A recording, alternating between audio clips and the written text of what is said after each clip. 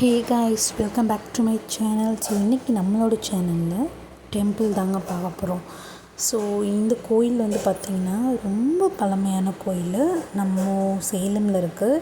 Actually இது ஒரு சிவன் கோயிலுங்க. உள்ளே பார்த்திங்கன்னா ஏகப்பட்ட லிங்கம் இருக்குது. எனக்கே பார்க்க ஆச்சரியமாகிடுச்சு, அவ்வளோ லிங்கங்கள் இருக்குது. ஆனால் ஒவ்வொரு லிங்கத்துக்கு முன்னாடியுமே ஒரு நந்தி வச்சுருந்தாங்க. லிங்கம் மட்டும் கிடையாது, அந்த லிங்கத்துக்கும் ஒவ்வொன்றுக்கும் பேர் வச்சுருந்தாங்க. ஒவ்வொருத்தருக்கும் ஒவ்வொரு பேருகள் இருந்தது. இதில் நான் காட்டுறேன் உங்களுக்கு, பாருங்கள். ஸோ வந்துட்டு அந்த கோயிலுமே அந்த படி, அந்த தூணெல்லாம் பாருங்களேன், எல்லாமே வந்து பார்த்திங்கன்னா அந்த ஒரு கல்லை குடஞ்சி கட்டின மாதிரி தான் இருக்கும். அந்த தூண்லையும் ஒவ்வொரு சிற்பங்களை வச்சுருக்காங்க. அதில் பாருங்கள். ஆனால் அதில் வந்து ஒயிட்டு சிமெண்ட் அடிச்சிருக்காங்களா என்னென்னு தெரியல, அது அப்படியே அந்த சிற்பங்கள்லாம் தெரியல. ஆனால் ஒவ்வொரு தூண்லேயுமே ஒரு சிற்பங்கள் இருக்குது. மீன் இருக்குது, சிங்கமுகம் இருக்குது, மயில் இருக்குது, முருகர் வச்சுருந்தாங்க. இது பாருங்களேன், இது 63 நாயன்மார்கள் சொல்லுவாங்க இல்லையா, ஸோ அவங்களோடது இருக்குது. இதிலிருந்து அப்படியே இது முடிஞ்சதுக்கப்புறம் பார்த்திங்கன்னா அப்படியே கோயிலை சுற்றி ஃபுல்லாகவே வந்துட்டு சிவலிங்கம் தான் இருக்கும். ஆக்சுவலி இதுவுமே கோயிலுமே சிவன் கோயில் தான். மொத்தம் 5 பஞ்சபூதங்கள் சொல்லுவோம் இல்லையா. பஞ்சபூதங்கள் வந்து 5 இருக்குல்ல, நீர், நிலம், காற்று, ஆகாயம், நெருப்பு சொல்லுவோம்ல. ஸோ அது மாதிரி இந்த லிங்கம், இந்த சிவன் கோயில் வந்து பார்த்திங்கன்னா நீரோடது அப்படின்னு சொன்னாங்க. அந்த 5 பூதங்களும் இது ஒன்று அப்படின்னு சொல்லிட்டு பாருங்களேன். மேலே இருக்க பாருங்கள், அந்த லிங்கத்தோட பேர் மேலே இருக்கும். இங்கே காமநாகேஸ்வரர். அதுக்கு முன்னாடி ஒரு நந்தி இருக்குது. இதோ பாருங்களேன், உள்ள தெரியுதா எவ்வளோ அழகாக இருக்குது, ஸ்வர்ணபுரீஸ்வரர். ஸோ அது பக்கத்தில் வச்சுருக்காங்க. எல்லாமே ஒரு கல்லில் குடஞ்சி கட்டின மாதிரி தாங்க இருக்குது. பெரிய கல்லுகளை வச்சு சூப்பராக கட்டியிருக்கேன். இது வந்து முருகரோடது, வள்ளி தெய்வானையோடு இருப்பாங்க. இதுவும் நல்லா இருந்துச்சு பார்க்குறதுக்கே.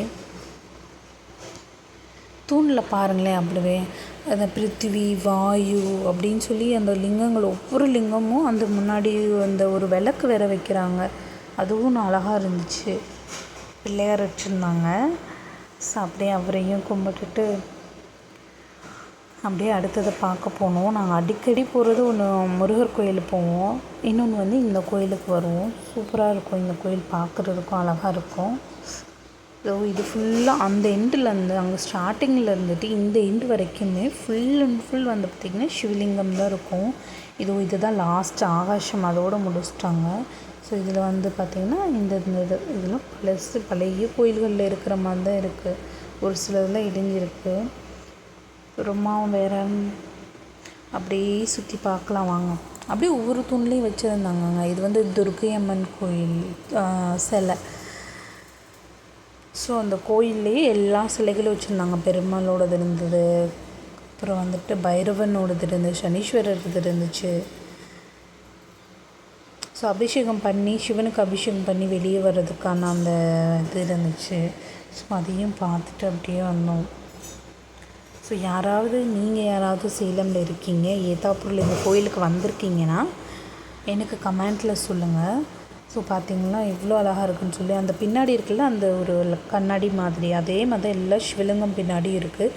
ஒரு விளக்கு ஏற்றுனா அது அந்த கண்ணாடியில் பட்டு பிரதிபலித்து நிறைய விளக்கு ஏற்றின மாதிரி காட்டுது. அது ரொம்பவே அழகாக இருந்துச்சு. ஸோ அதுலேயே ஒரு கிணறு ஒன்று இருந்தது, முன்னாடி பார்த்திங்கன்னா தெரியும். ஃபுல் அண்ட் ஃபுல் பாருங்கள், ஃபுல்லாகவே பழைய கோயில் தாங்க, பார்த்தாலே உங்களுக்கு தெரியும். ஆனால் இன்னும் வெள்ளை சுண்ணாம்பு அடித்து வச்சிட்டாங்க அந்த தூணுகளுக்கெல்லாம். அதனால் அதில் என்னென்ன சிற்பங்கள்லாம் இருக்குது அப்படின்றதே பார்க்க முடியல. ரொம்ப உன்னிப்பாக பார்த்தா தான் தெரிகிற மாதிரி இருந்துச்சு என்னென்ன சிற்பங்கள்லாம் வச்சுருக்காங்கன்னு சொல்லிட்டு. ஆனால் ஒரு தூணை விடலைங்க, எல்லா தூண்லேயுமே சிற்பங்கள் பதிச்சு தான் இருந்துச்சு. மீனோட சிற்பம் பார்த்துருந்தேன் நான். ஒரு சிங்கம் தலை வச்சு ஒரு சிற்பம் இருந்துச்சு.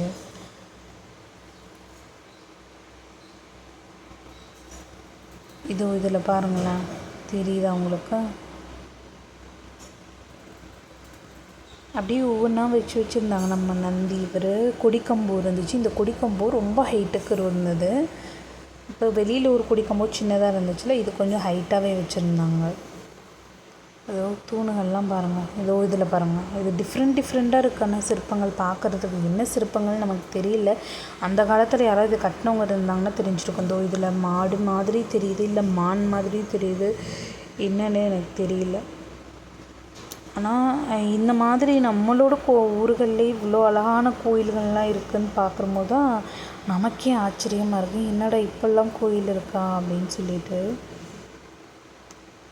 இந்த கோயில் வந்தீங்கன்னா வந்துட்டு எனக்கு சொல்லுங்கள். அதே மாதிரி ஒரு கல்லில் குடைஞ்சி கட்டின மாதிரி தான் இருக்கும். நம்ம மற்ற கோயில்கள்லாம் செங்கல் எடுத்துகிட்டு வந்து இது பண்ணி வச்சுருப்பாங்க, இல்லைனா பெரிய பெரிய ஹாலோபாக் வச்சு கட்டியிருப்பாங்க. இதில் வந்து பார்த்திங்கன்னா இந்த ஒரு தூண் தான் இருக்குது. இதில் நீங்கள் எங்கே ஜாயிண்ட் இருக்குதுன்னு கண்டுபிடிங்கன்னா ஜாயிண்ட்டே கண்டுபிடிக்க முடியும். அதே மாதிரி தான் மேலேயும். நான் அதை காட்டுறேன், இல்லை கிளிப்பிங் இடையில ஆட் பண்ண முடிஞ்சால் காட்டுறேன். ஒரு இடத்துல கூட கேப் இல்லை. இதோ இவர் தான் மெயினு நம்ம சிவன். அவரோட கோயில் உள்ள இப்படி இருக்க பாருங்களேன் பார்க்குறதுக்கே. ஸோ சாமி கும்பிட்டு வந்துட்டோம். வந்ததுக்கப்புறம் தான் எடுத்தேன். நல்லா இருந்ததுங்க. ஆனால் ஃபுல்லாகவே பார்க்குறதுக்கு நாங்களும் ஒவ்வொரு தடவையும் போகும்போதெல்லாம் போய் பார்த்துட்டு வரோம். இதோ இந்த தூணில் பாருங்கள், ஃபுல்லாக வெள்ளை சிமெண்ட் அடிச்சிருக்காங்களா. ஆனால் வந்துட்டு அந்த சிற்பங்களை சரியாக கவனிக்க முடியல. இந்த சிற்பந்தான் இருக்குது அப்படின்னு சொல்லி சரிவர பார்க்க முடியல. அதுதான். சாமிக்கு அபிஷேகம் பண்ண போயாச்சு. போய் சாமி கும்பிட்டுட்டு வரேன். அவ்வளோதாங்க, சாமி கும்பிட்டாச்சு. அப்படியே வெளியே வந்துட்டோம். வெளியில் இருக்க தூண்லேயும் பாருங்களேன், அந்த கல்லெல்லாம் பாருங்கள் இவ்வளோ பெரிய கல்லாக இருக்குதுன்னு சொல்லிட்டு. அதுவும் மேலே பாருங்கள், அந்த கல்லெல்லாம் எப்படி வச்சுருக்காங்கன்னு பார்த்தீங்களா? ஜாயிண்ட்டே இல்லைங்க, அப்படி பெரிய பெரிய தூணாக இருக்குது. இதெல்லாம் எப்படி கொண்டு வந்து இங்கே வச்சாங்கன்னு தான் தெரியல. அந்த காலத்தில் கட்டினது எல்லாமே ரொம்ப சூப்பராக இருக்குது. இப்போ கட்டுறதெல்லாம் உடனே விரிசல் விட்டுட்டு ஒரு மாதிரி இதெல்லாம் எப்படி கட்டுனாங்கன்னு தான் தெரியல. இவ்வளோ பெரிய கல்லுகளை அப்போது அந்த காலத்தில் எப்போ கொண்டு வந்திருப்பாங்கன்னு பாருங்களேன். இதுலேயுமே அதில் வந்து எழுதியிருந்தாங்க, இந்த கோயிலில் வந்து எதுக்கெல்லாம் வந்து பெஸ்ட்டு, அதாவது என்ன காரியத்தினால இந்த கோயில் கட்டப்பட்டுச்சு, எதனால அப்படின்னு சொல்லிட்டு அதை சிம்பிளாக சொல்கிறேன். பார்வதிக்கும் சிவனுக்கும் சண்டை வந்து அப்போ வந்து பார்வதி அவங்க சிவன் வந்து இங்கே இருந்த இடம் தான் இந்த கோயில் அப்படின்னு சொல்கிறாங்க. அவர் வந்து சண்டை போட்டுட்டு வந்து இருந்த இடம் அப்படின்னு சொல்லிட்டு. ஸோ ஃபுல்லாக பார்த்துட்டு இருந்தோம். கொஞ்சம் சீரமைச்சாங்கன்னா உண்மையாகவே சூப்பராக இருக்கும். ஆனால் வந்துட்டு கொஞ்சம் அப்படியே விட்டுருக்காங்க, நிறைய இருக்குது.